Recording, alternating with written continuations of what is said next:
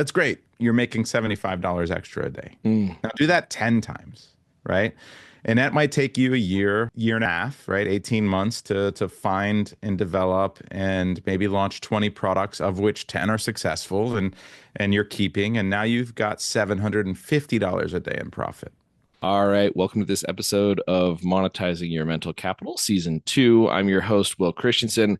I have a returning guest today, Brandon Young. We are have you here, Brandon. I'm excited to be here. Thanks, Will. So Brandon and I go way back in terms of it's funny because you think about Amazon in this world of how long time is. And I'm like way back to 2018. It was only 6 years ago. But if you consider it's like dog years, Amazon years, it feels like Yeah. 50 years ago. Oh, 100%. At least it's probably worse than dog years. It's almost like 10 years per year that you're in e-commerce, especially Amazon. Constant changing. Why would an e-commerce seller who's in this constantly changing world, Brandon, who just constantly trying to dig in and see what's there, why would they want to hear from Brandon Young around this idea of monetizing mental capital or scaling your business, growing that kind of thing? Oh man, you're gonna make me talk about myself to establish authority. I've found that honestly, you often give the best answer to this question. And obviously, I could, read a bio, and there's many out there of you. But imagining that you were in a coffee shop with a friend who had just done a couple thousand. Let's say they stumbled across something on FBA, Right.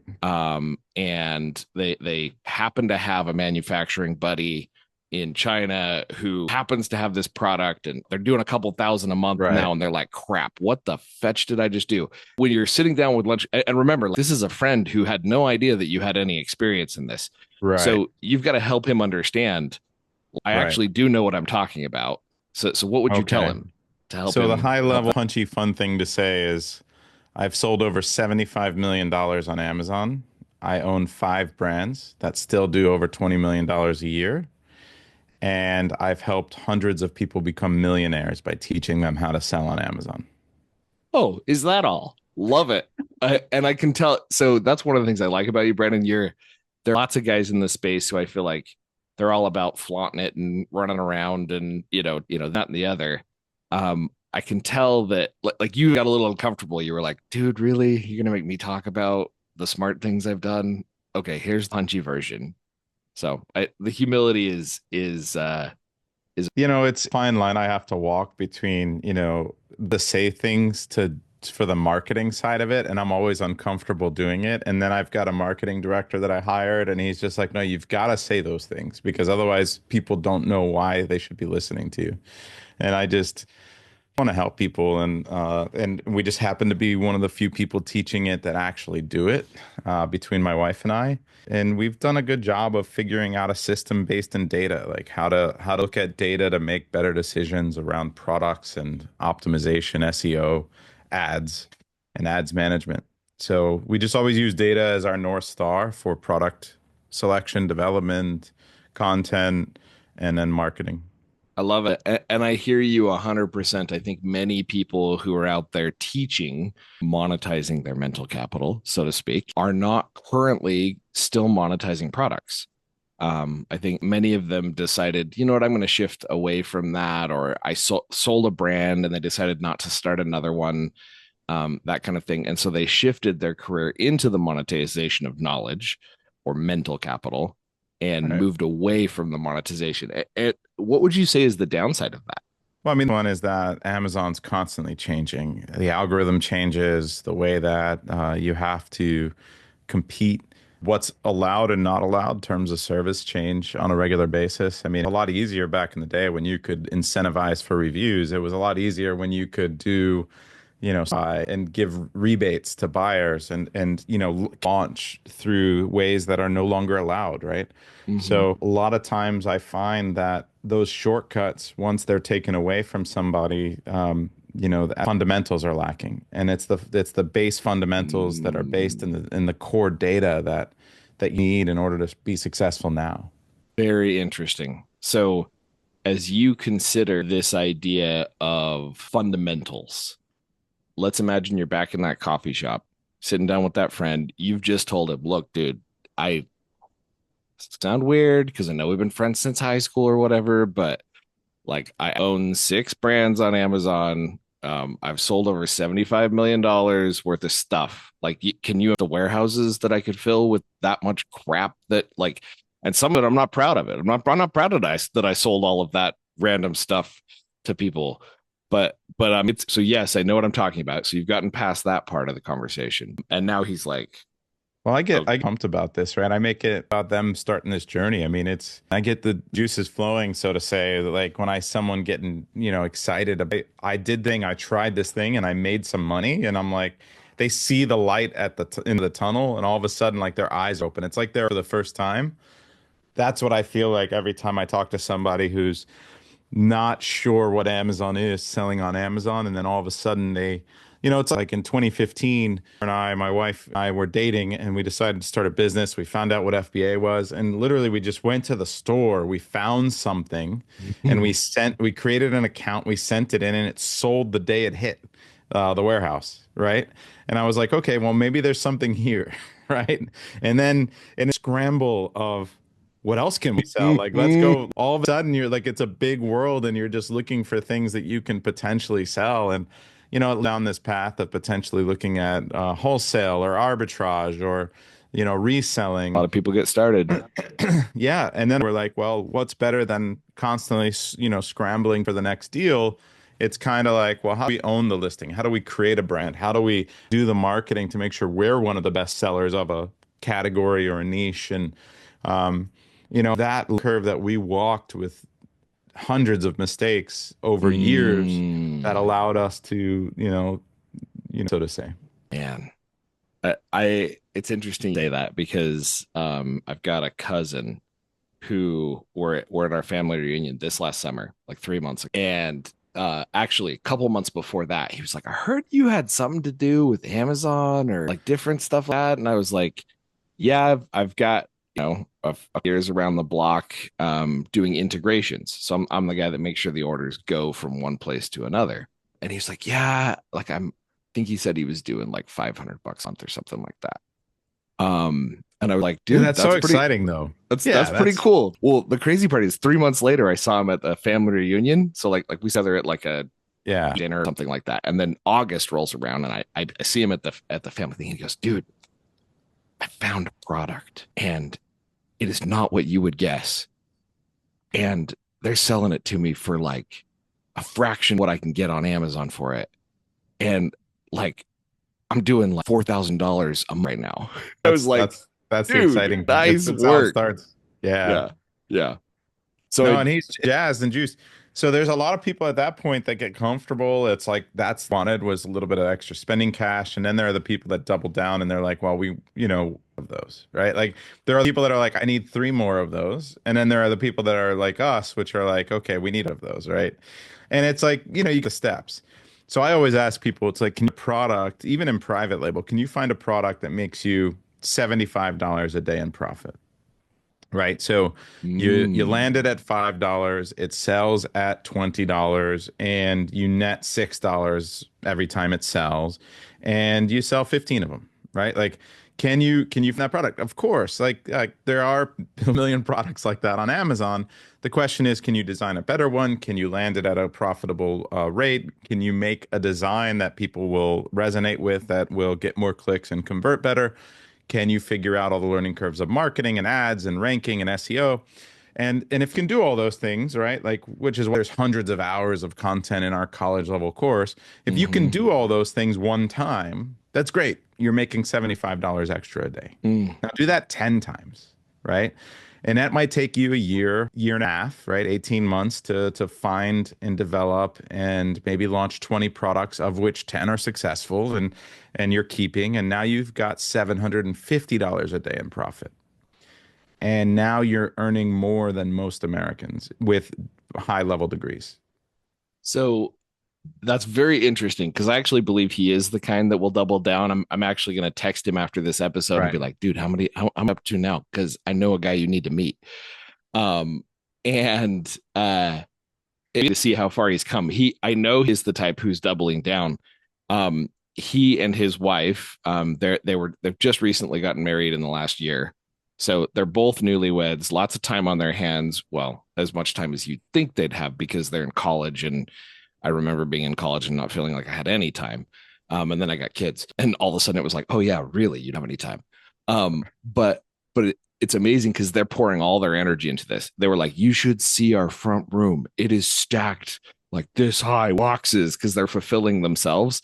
And they started shipping it off to FBA and figuring out all of that crap. But it was just funny because they were like, yeah, our weekends, just we our first person, and it's like my my friend or whatever, like fulfilling out of their apartment. So yeah, I'll be. I think he is the type who is doubling down on it. I'll be curious to hear where he's landed.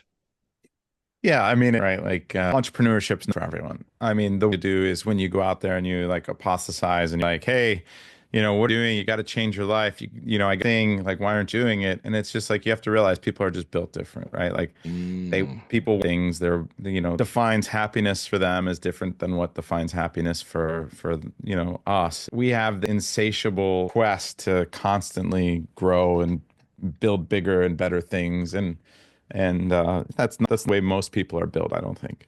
okay, so here's the I would ask, and I'm kind of asking alongside my cousin here.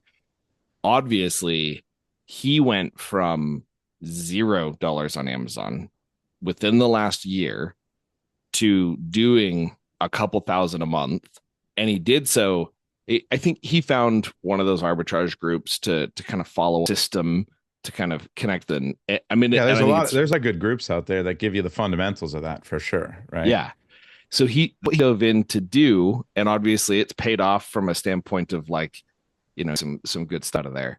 Is that a fluke, or does that prove that there's still? I mean, my LinkedIn news feed, Right. it is post after post. These veterans being like, "F you, Amazon!" Like, look, I'm out. I'm not for you anymore.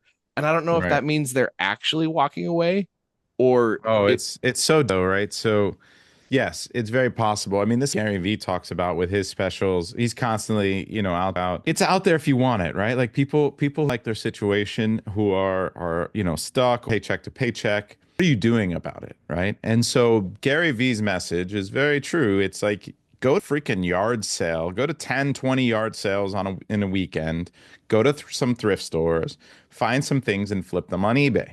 Learn how to do arbitrage, go scan a bunch of things and figure out how Amazon works. Like there are things you can and cannot sell. There are different categories that you need to get ungated for. There are Yeah, that you need to learn. You can't, it's not as simple as just finding something and sending it in. You need to have a legitimate account. You should start probably a company so that you're not doing it under your personal name, right?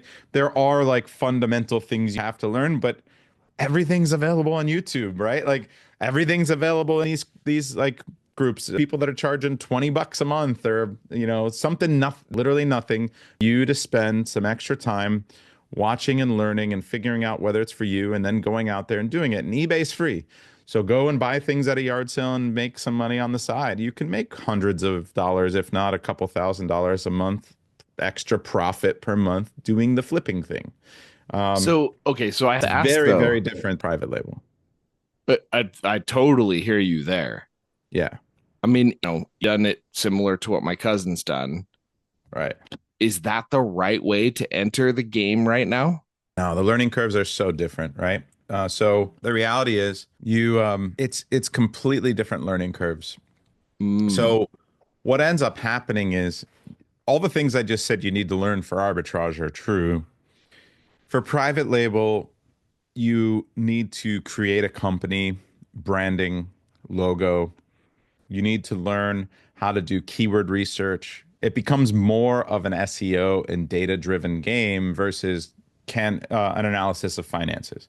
So I would say mm, that if you're doing arbitrage, it's like, can I get an ROI on this? Check, do it. With private label, it goes much deeper. It's how many keywords are people using to find this similar product in this niche? How many of those keywords are my competitors ranked well for? Can I beat them? How do I make a better product? Right? interesting. Can I launch it, design it in a way that people want it more? Right? So there's a lot more data analysis. The biggest question that you have to answer in private label is you look at the top. 10 to 15 sellers of a product, and you have to be able to answer the question, how are they getting their sales? If I can answer that question, and this is the foundation of what we used to do. For years, we were teaching like downloading Helium 10, using Cerebro, and then taking all of this massive amounts of data that wasn't very usable and then making it usable through our own, way of the data. And then that's Right. what became data dive, which is, that process. So it's the aggregate of all of the keywords that all the competitors that you chose, so those 15 top sellers, it's the aggregate of all of their data combined that tell you the complete story of how people are searching, how different sellers are getting their Interesting. sales. And so now I can make an informed decision around how risky a product is, how much demand there really is, what can I truly expect to achieve if I enter this niche. So, okay, he's at a pivotal moment here. Let's say we're talking to my cousin, and you're saying, man, like you can playing that game that you're playing right now, which is the Right. And arbitrage there's game. nothing wrong with It's a good game. game. It's not the game that I chose to play.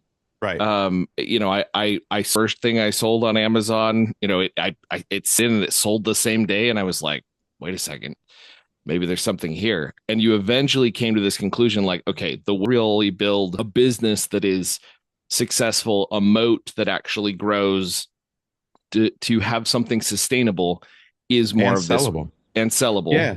So like for the I gave earlier, right? If you're doing the $75 a day in profit and then do that 10 times and you're doing $750 a day in profit across 10 products, you've got $250,000 in profit. You can sell that brand for 3.5 to 4 times your profit. So you have $1 million brand at that point. So I've seen literally hundreds of students do this where they start with almost nothing.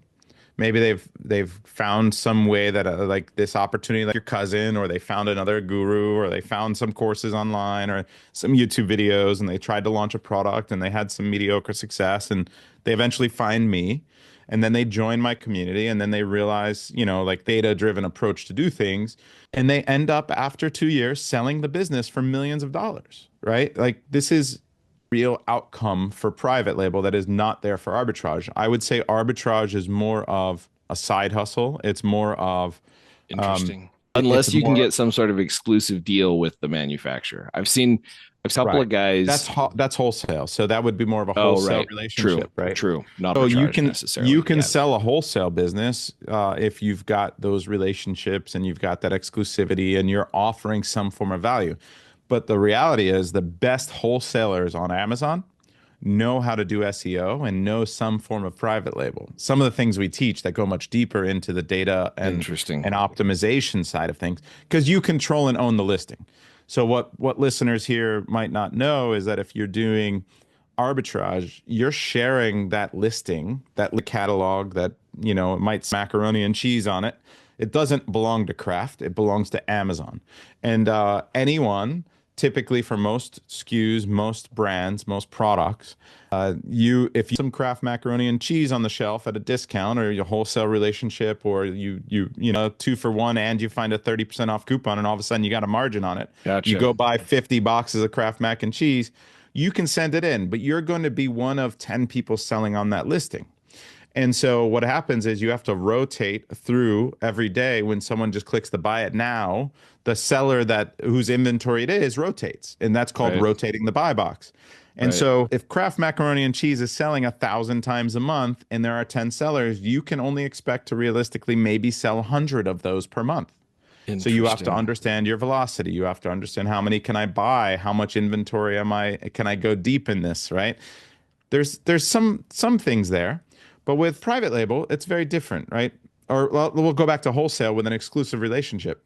You can find a way to gate that listing, to control the supply chain, to create a relationship with Amazon through a transparency program to where only you can send into that listing.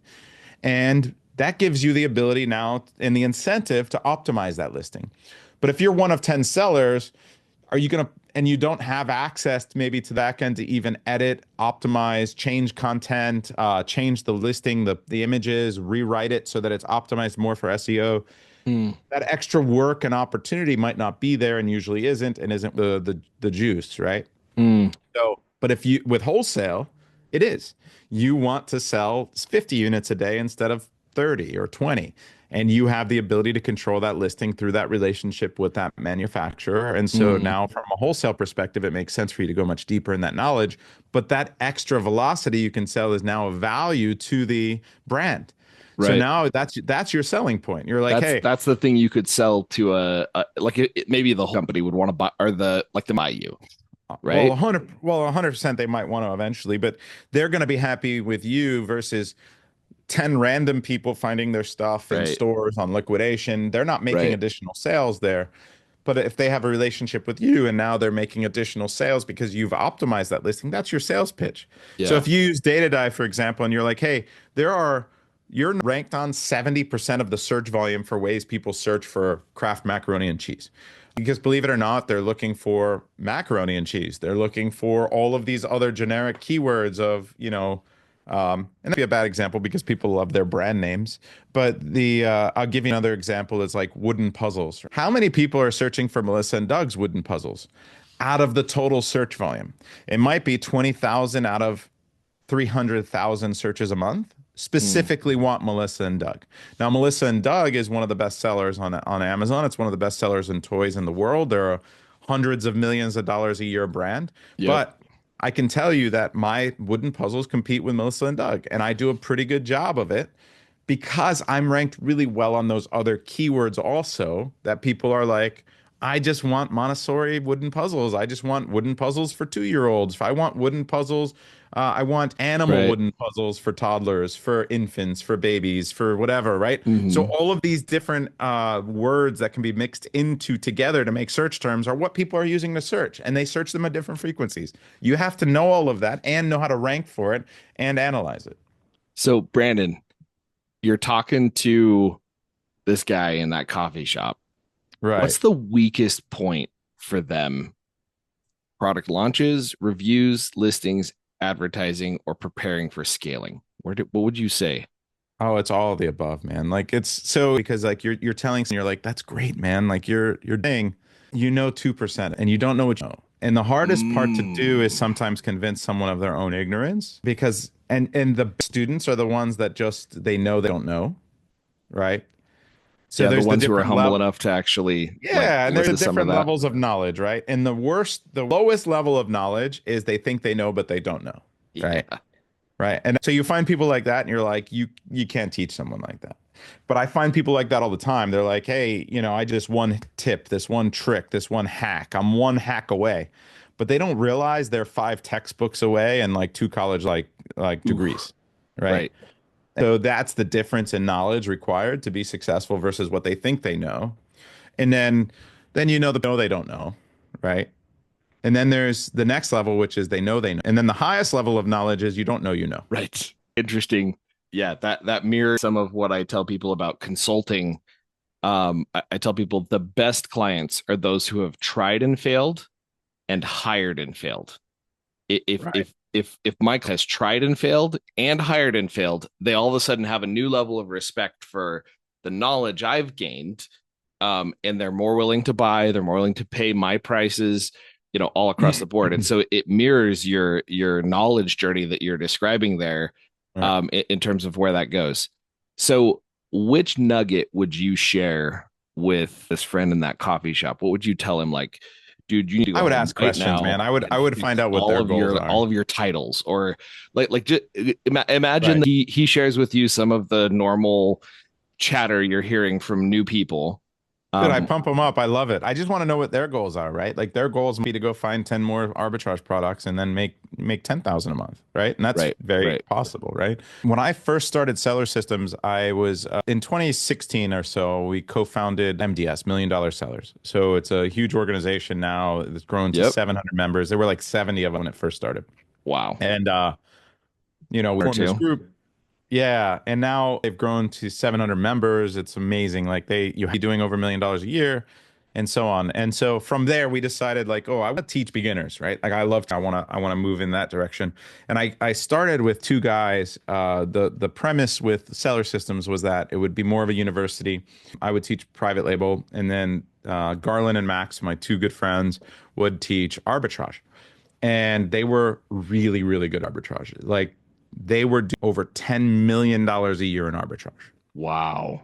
Now, in order to do that, they had a warehouse. They had 6 warehouse employees. They had a bunch of shoppers working for them because they would identify products and then they would have people go around the country to go buy these things.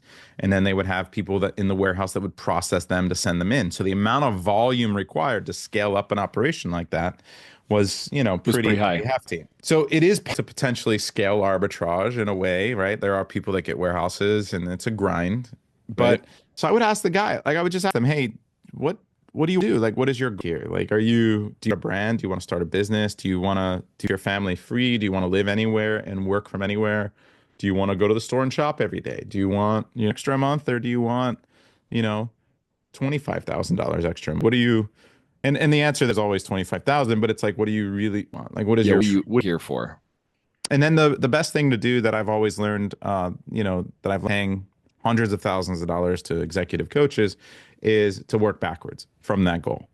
So you want to make $5,000 a month extra? Great. Let's work backwards $5,000 a month. Let's think about all Mm, the what are levers that you can pull in your life to access an additional $5,000 a month. And there's probably 20, 30 different things you can potentially do.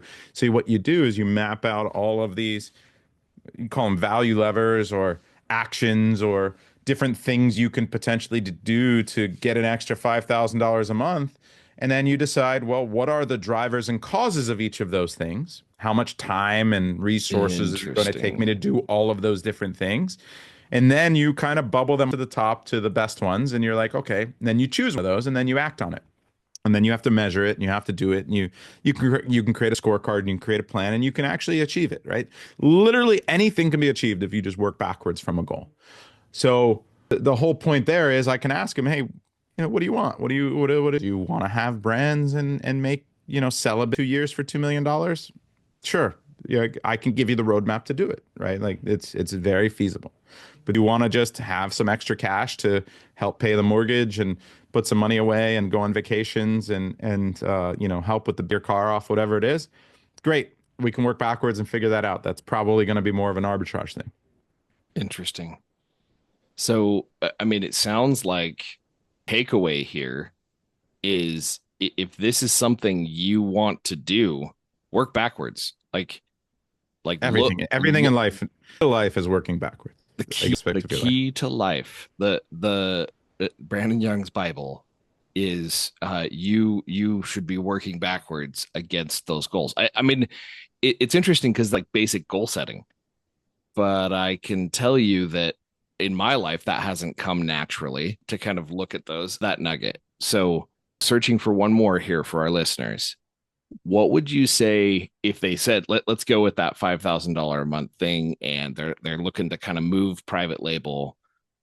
You say, is it reviews? Is it launches, listings, advertising? What to be like No, do? that's just products. That's just getting on the grind. So it's literally just going and scanning a million things and it's a numbers game. Put in the work, right? So your number one lever, so working backwards from $5,000 a month, you're like, okay, what are the drivers $5,000 a month? And it's going to be your main driver there is going to be number of units sold. Main driver there is going to be number of products that you find that you can sell X amount of units per month on average. And then what is the driver, the leading action? Everything always boils down to a leading action. Your leading action to go find more products is to go scan products. Like, and if you know for every 100 products you scan, you find one potential product. Or Mm, for every 500 products you scan, you find one potential product. Now, in order to get to $5,000 a month, let's say your average that you worked out was that you need 20 products that are replenishable or that you know. Okay, well, mm, and with 20 products, and you need to get there, you need to go scan 10,000 products. That's okay. not that's not impossible. How long does it take to scan a product? How long does it take you to scan 1,000 products? Now you've got a timeline, and after you scan 1,000 products of the 10,000, you look back at your scorecard that you've created and you say, "Did I find my 2 products?" And if you found 3, you're like, "Great, I'm ahead of schedule." I only found 1. Well, now I need to revise and I need to scan 20,000. Dude, I like you said when you got on this call, data is my North Star, Will. Like Like that's what we should be our North Star, because doing it any other way was just not going to work. And what you just described was a combination of those two things. Look at the data and work backwards. If that's what you're looking to do, you've got 10,000 scans to do, right? Like you've again. I love it. All right. So wrapping up our episode here, any tips, tricks, hacks, or books you've come across that have helped you upscale your productivity just in general, business across the board in the last year that you've come across that you'd like to share with the audience? Oh man, last year. So don't be afraid to pay for education, skip learning curves, hire experts, learn from people, be humble, be open, realize you don't know hardly anything. Yeah, at all times. But I would say Clifton Strengths is great. So I like if Clifton you Strengths. go read Strengths for your Strength Finder Clifton is a Strengths, look great at your book. top 34 strengths in order, Whew. understand yourself, encourage your partner. Like I encourage you to do it with your partner, your wife, your spouse, your husband. Yeah. If you know each other's strengths and weaknesses, it makes life so much easier to deal with each other and to Oh my understand each gosh. other at a deeper level. Whew. Um, That's some good do life right there. do I that have in marriage, do that in partnership. I have to tell you, two other tests that I would recommend you looking into as you're getting to know yourself.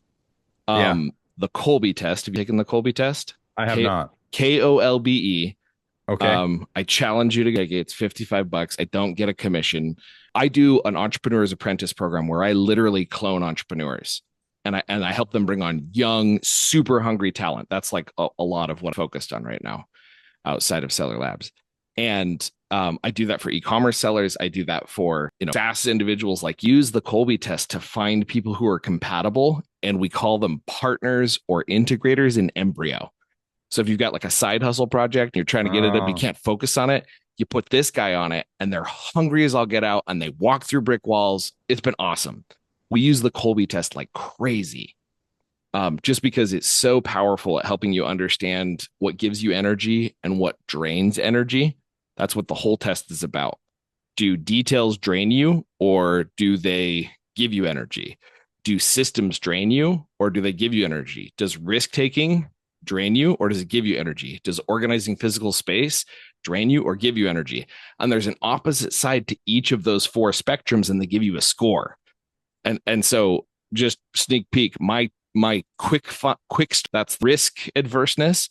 I'm a 10 on that scale. I've never the only other 10 I I know can of I is can I can get there. Yeah. the only other 10 I know is Simon Sinek. I don't like his score. They published it on the website. I mean, yeah, Okay. I know that he's a good dude. No, I don't know. But I've definitely on LinkedIn and said, dude, we have the same Colby score.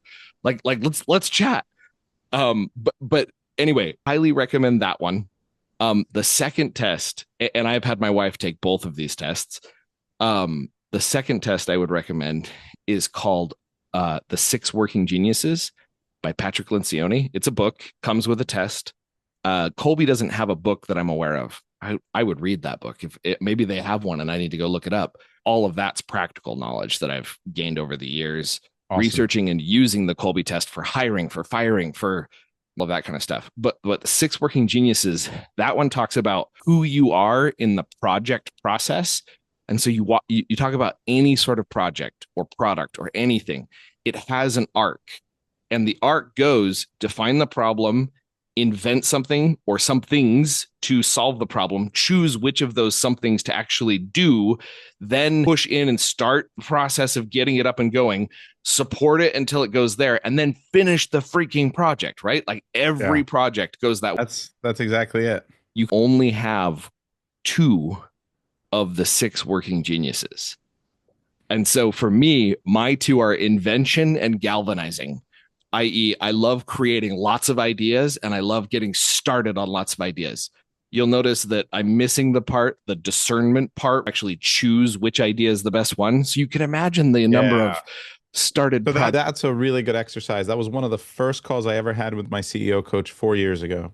And he had us list all of our potential ideas because like we're idea species, right? Like Yep. we just Yep. always have a million ideas. Yep. So we had like six different things we could do. The best practice there was to lay out what success looks like. So you create a spreadsheet and you're like, okay, Oh, I if love it. everything goes right, is this worth? And then you put a number in 12 months, and then you do in 3 years, and you do those two numbers. Then you do that for every single idea, and then you have a confidence level that you can actually achieve it. Like a likelihood of success. How Yeah. likely are you to achieve this? And then you Right. come up with it, like, and then you No, move. you just multiply it. So Okay. that becomes your value. Nice. Then you also make a column that says what are the resources required to do each one? Nice. Time and effort and capital. And so then you once you have all that laid out, it becomes glaringly obvious which one you should do and which ones you should kind of Okay. forget about. So I've done exercises like that before. And it is amazing how often what my gut says in terms of which of those is the right one to focus on is totally wrong. And that's Oh yeah, because for that's very me, common. discernment, which is like what you just described, is like the guru. Tell you what, I'd probably rather have a needle in my eye than go look and like analyze like what you described. It's so painful for me to like stop and consider. I'm about start. Let's get it. New idea. This is so cool. And so I love what you're saying there. Like, do that exercise and then focus on partners who are good at the other side. So you can imagine my wife's working genius, discernment is one of her core ones. And I have to remember that and be like, hey, these are the ideas I'm tossing out, honey. You're welcome to toss any of those out the window that you don't think are going to work. And she enjoys analyzing and discerning which thing to do next. So Yeah, could not agree more. Yourself and know your partners. dude. I enjoyed the conversation today, man. Thank you. Love it.